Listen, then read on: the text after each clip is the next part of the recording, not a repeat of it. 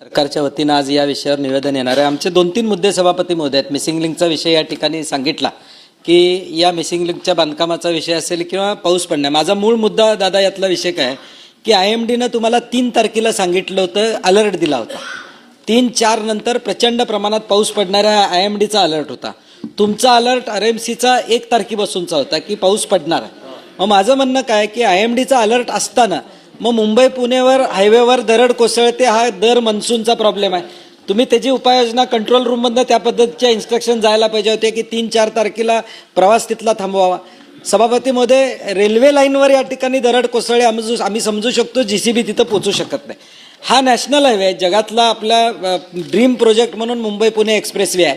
अशा वेळी तिथं ती व्यवस्था या ठिकाणी होत नव्हती का? मागच्या वेळी एका टँकरच्या ॲक्सिडेंट झाल्यानंतरची आपत्तीतली आपली व्यवस्थापन हे अख्ख्या देशानं त्या ठिकाणी बघितले की एखादा टँकर त्या ठिकाणी ॲक्सिडेंट झाल्यानंतर आम्ही किती अकार्यक्षम आहोत सरकार म्हणून हे अख्ख्या जगानं बघितलं।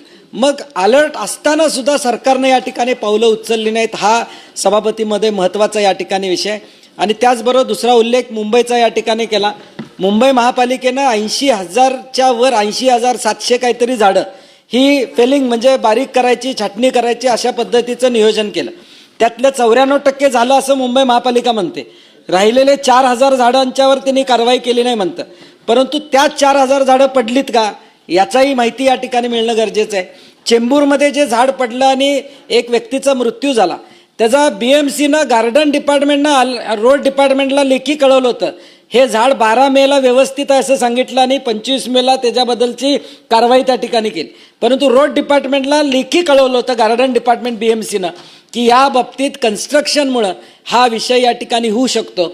मग सभापती महोदय, जीव गेल्यावर आम्ही या ठिकाणी चर्चा करतो, त्याच्याबद्दल या ठिकाणी संवेदना व्यक्त करतो, परंतु ज्या घटना टाळू शकत होत्या त्या BMCनं टाळल्या का? एकूण आकडेवारी दर मग चालू होतं। मागच्या वेळी देखील मनसूनला एवढी झाडं पडली होती, यावेळी देखील एवढी पडली। आता मागच्या वेळी खड्डा पडला म्हणून पुढच्या वेळी मागच्या वर्षी 5 खड्डे पडले म्हणून यावर्षी 2 पडले म्हणून पाठ थोपटून सरकार घेणार असेल तर काय आमचं म्हणणं नाही त्याला। माझं म्हणणं सभापती महोदय काय की मनसून हा ठरलेला आहे, पाऊस ठरलेला आहे, हे असताना देखील सरकारनं ज्या पद्धतीनं याच्यावर लक्ष द्यायला पाहिजे होतं ते लक्ष दिलेलं नाही। स्वतःचा फेल्युअर आहे हे सरकारनं आणि BMCनं या ठिकाणी कबूल केलं पाहिजे। आणि पुढच्या 3 दिवसामध्ये जो IMDचा अलर्ट आहे, संध्याकाळी 5 वाजता तुम्ही सांगता उद्या मुंबईच्या शाळा बंद होणार आहेत। सभापतीमध्ये 1,05,00,000 लोक मेट्रो, बेस्ट, लोकल ट्रेन यामधून या MMR रिजनमध्ये दररोज प्रवास करतात। 1,05,00,000 दादा, दर दिवसाचा प्रवासी जो फुटफॉल आहे तो 1,05,00,000 आहे। माझं म्हणणं आहे सभापतीमध्ये, उद्याचा निर्णय, परवाचा निर्णय सुद्धा सरकारनं आज घ्यावा।